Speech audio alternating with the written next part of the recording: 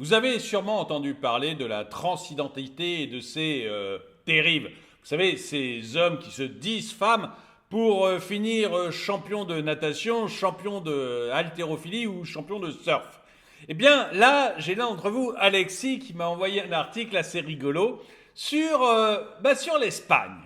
Parce qu'il s'avère qu'en Espagne, le gouvernement espagnol a octroyé énormément d'avantages aux femmes soldats.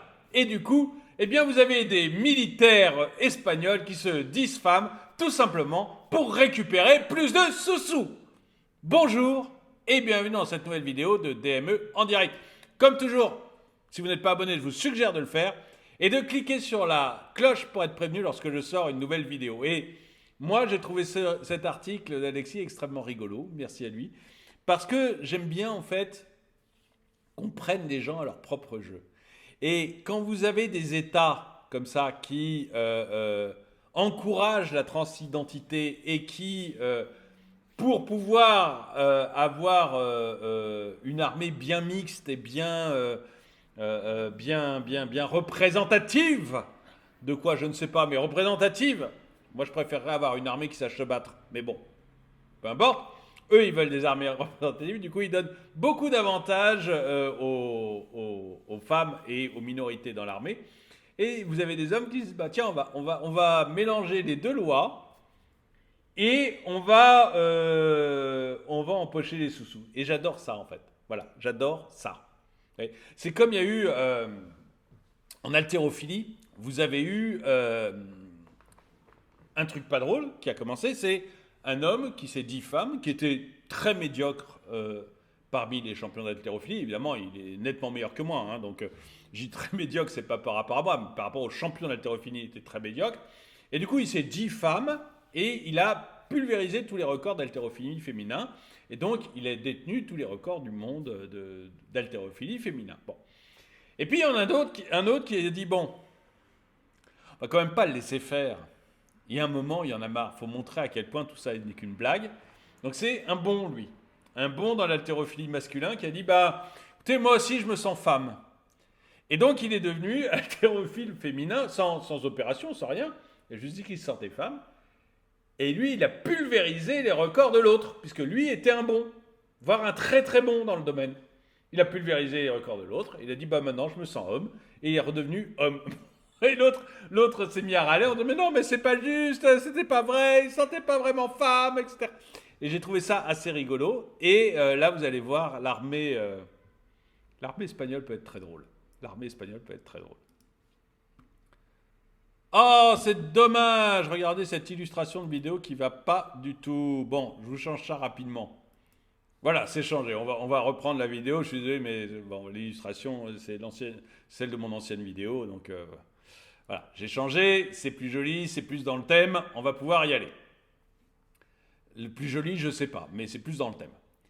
La récente législation en Espagne sur l'égalité de genre a déclenché une série d'événements inhabituels, avec des soldats ibériques qui changent de genre pour bénéficier des avantages attribués aux femmes au sein des forces armées. Cette tendance résultant de la loi d'égalité réelle et effective des personnes trans voté en février 2023, met en lumière les complexités et les implications sociales de la politique d'identité. Ça met surtout en lumière la bêtise de ceux qui nous gouvernent. Voilà, c'est tout. Et c'est pour ça que ça me fait marrer et que j'ai pas mis de pull rouge parce que je trouve ça rigolo. Voilà, on est dans la bêtise et il y a des gens qui se servent de la bêtise comme le deuxième athlète haltérophile dont je vous parlais. Le premier est un salaud qui n'a fait que profiter de ça pour écraser toutes les femmes. Je ne trouve pas ça trop drôle. Par contre, le deuxième qui est allé donner une bonne leçon au premier, j'ai trouvé ça très drôle. Voilà.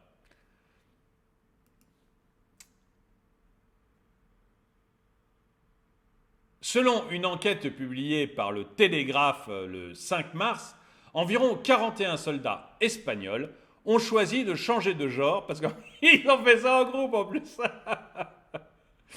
ont choisi de changer de genre, et vous allez voir, je ne sais pas si parce que j'ai lu quelque part ce qu'il disait, et c'est vraiment très drôle, donc je sais pas si c'est écrit là-dedans, on verra. Sinon, je vous dirai ce qu'il raconte les soldats, parce que c'est un poème. Donc 41 soldats espagnols ont choisi de changer de genre pour tirer parti des avantages réservés aux femmes dans les forces armées. Cette décision découle du droit de l'autodétermination de genre. C'est-à-dire que je peux décider, moi, que je suis une femme. Je n'ai pas besoin d'avoir un sexe féminin, j'ai pas besoin, alors je ne parle même pas des chromosomes, mais j'ai même pas besoin de me faire opérer, etc. Moi, avec mon chapeau, si dans 1 heure j'appelle l'Espagne en disant je suis une femme, ils diront oui, monsieur, vous êtes une femme. Voilà. Permettant aux individus de modifier leur sexe légal sans recourir à des procédures compliquées. Comme par exemple avoir un vrai sexe de femme. Ce qui me semble déjà, vous voyez, c'est deux choses différentes. Le trans qui se fait opérer, bon, un truc qui m'étonne, je ne vais pas rentrer dans le détail là-dedans. Mais voilà, au moins, il y a un véritable engagement. Celui qui ne se fait même pas opérer, alors là, il n'y a plus d'engagement. Enfin, je veux dire, il y a un moment, tout devient possible. Alors, plus rien n'est vrai, plus rien. Vous savez, c'est un peu 1984. Le vrai, c'est le faux, le bien, c'est le mal. L'homme, c'est la femme, c'est l'homme. Enfin, il n'y a plus de réel, en fait. C'est ça que j'aime pas du tout là-dedans. Cette mesure avait pour intention de diversifier le recrutement et de rendre les carrières militaires plus attrayantes pour les femmes.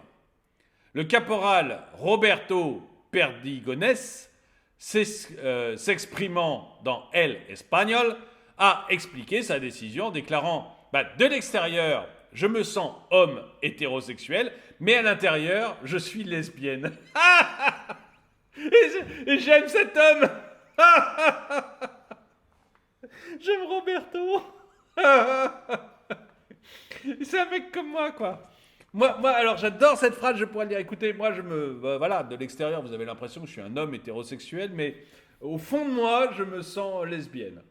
Donc je continue à coucher avec des femmes, hein, c'est pas le problème, mais je me sens femme. Donc vous allez me donner tous les avantages liés aux femmes dans votre armée. Déjà, on peut se dire qu'il y ait des avantages pour les femmes dans l'armée espagnole. Ouais, je veux dire, soit on est égaux, soit on n'est pas égaux. Si on est égaux, pourquoi une femme vous allez voir les avantages salariaux en plus, elles gagnent beaucoup plus de pépettes, elles ont le droit à des chambres, des sanitaires, des trucs spéciaux pour elles, et beaucoup plus de pépettes. Pourquoi? Moi, j'ai rien contre le fait que les femmes aillent dans l'armée, mais dans ce cas, elles sont traitées comme le militaire.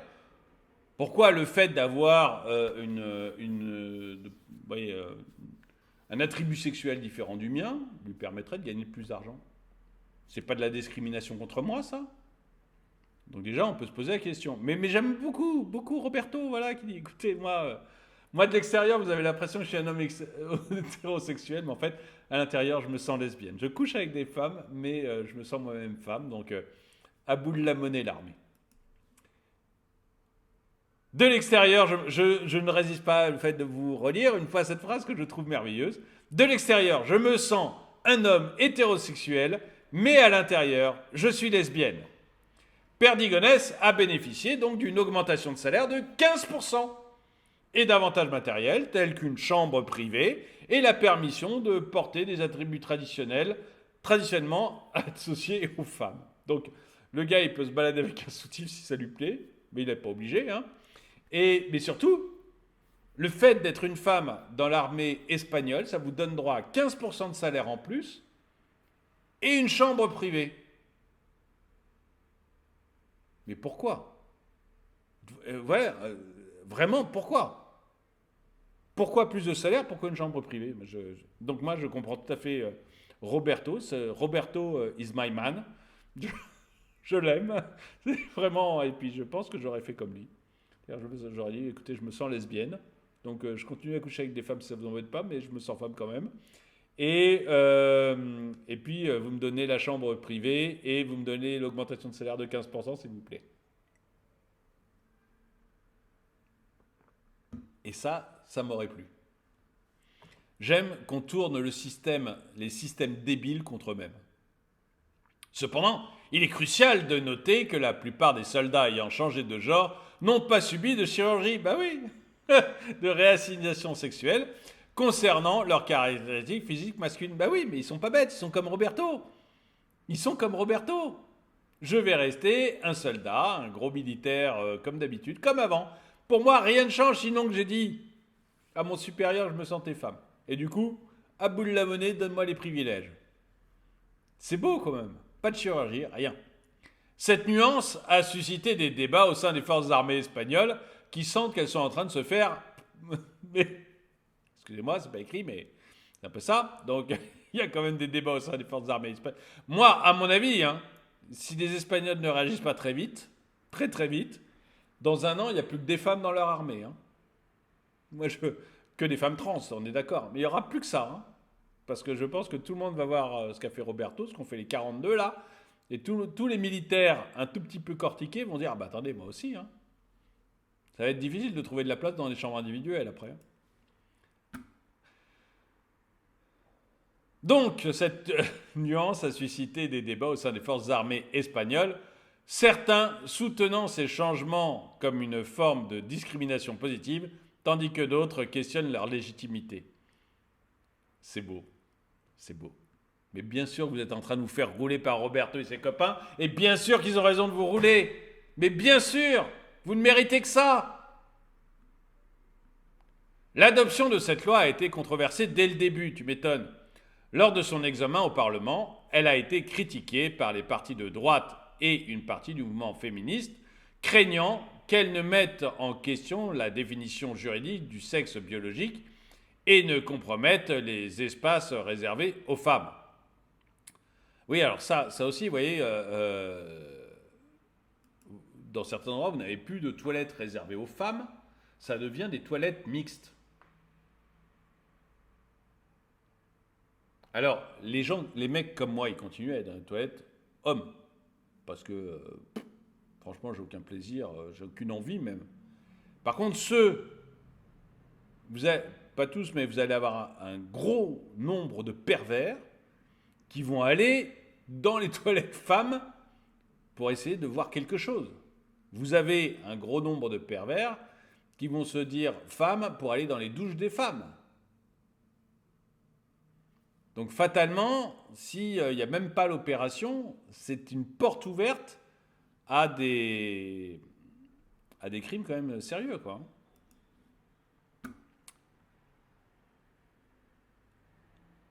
Une enquête réalisée par l'institut de sondage Sigmados je ne veux pas être trop sérieux parce que Roberto m'a trop fait marrer, donc je ne veux pas non plus que ce soit un article sérieux, mais il y a des vraies questions sérieuses qui se posent après ça. Sigmados a révélé que 65% des Espagnols considéraient ce droit à l'autodétermination du genre comme problématique. C'est surtout très con, mais bon.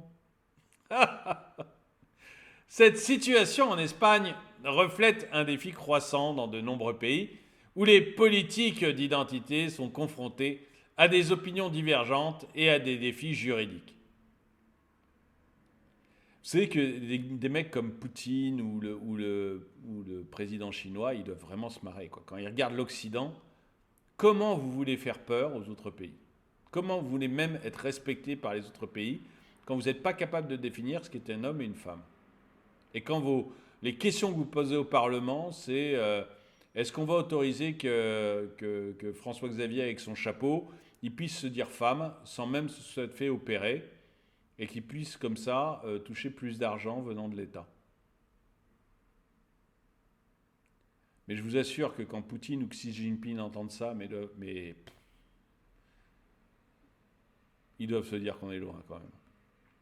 Cette situation, donc en Espagne, reflète défi juridique.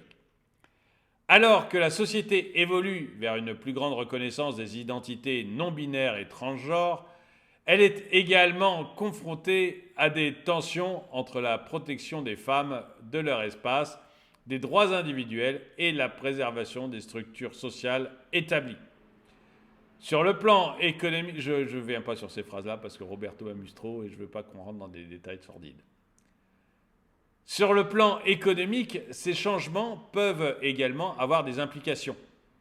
Les avantages accordés aux soldats qui changent de genre peuvent créer des inégalités perçues et potentiellement affecter la motivation de la cohésion au sein des forces armées. Alors, je ne suis pas sûr. Je vais vous dire, à mon avis, tous les collègues de Roberto lui disent pas attends, t'as changé de genre? Non, ils sont tous en train de se marrer. Ils sont tous comme moi, ils sont en train de se marrer. En disant, d'une part, ils se marrent, et deux, ils se disent tiens, je pourrais peut-être faire la même chose, moi. Parce qu'il n'y en a pas un qui croit que Roberto se sent femme. Pas un. Ils ont tous très très bien compris. Tout le monde. Il n'y a que les politiques pour se poser des questions comme ça. Tout le monde a très bien compris que Roberto, il est homme hétérosexuel. Et quand il dit qu'au fond de lui, il se sent lesbienne, c'est uniquement pour les pépettes et la chambre individuelle. C'est tout. Tout le monde. Et tous les collègues de Roberto le savent et le sentent. Il n'y a que les hommes politiques et que les militants woke qui se font des nœuds au cerveau sur la réalité de Roberto. Enfin, dites-moi, hein, peut-être que je me trompe, dites-moi ce que vous en pensez dans les commentaires. Mais moi, je mets ma main à couper sur les bonnes idées de Roberto.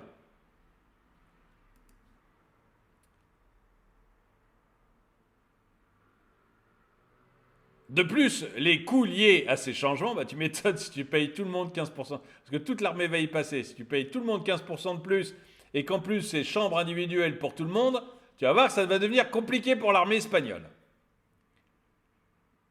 De plus, donc, les coûts liés à ces changements, tels que les ajustements logistiques et administratifs, peuvent représenter un fardeau financier supplémentaire pour les institutions militaires. Bah oui, Mais c'est bien, ils payent leurs bêtises, c'est très bien. Dans une perspective plus large, cette situation souligne la nécessité d'un débat approfondi sur les politiques d'identité et leur impact dans les divers aspects de la société, y compris l'économie et les institutions publiques. Alors que les sociétés continuent d'évoluer, je ne sais pas si c'est une évolution, moi j'ai un doute sur le côté évolution, je sens plus le côté décadence. Il est crucial de trouver un équilibre entre la protection des droits individuels et la préservation du fonctionnement harmonieux des institutions sociales. Écoutez, j'aimerais bien savoir ce que vous en pensez. Est-ce que Roberto vous a fait rigoler autant que moi? Est-ce que vous prenez le sujet beaucoup plus au sérieux que moi? J'avais pas envie d'être sérieux dans cette vidéo. Est-ce que ça vous paraît être une menace pour plus tard, ce genre de choses? Ou est-ce que vous trouvez la réaction de Roberto très drôle et que vous dites qu'à terme, en fait, toutes ces folies sont condamnées parce que ça ne tient pas debout une seconde et qu'il suffit de très très peu de choses pour que tout s'effondre parce qu'il n'y a aucune logique, aucun réel derrière tout ça. Dites-moi ce que vous en pensez ou alors dites-moi si vous pensez que c'est moi qui suis qu'un vieil imbécile qui ne comprend rien à la vie moderne. En tout cas, merci d'avoir regardé cette vidéo. Mettez-lui un pouce vers le haut, commentez-la, partagez-la. Merci à tous ceux qui soutiennent la chaîne. Et moi, je vous dis à très bientôt.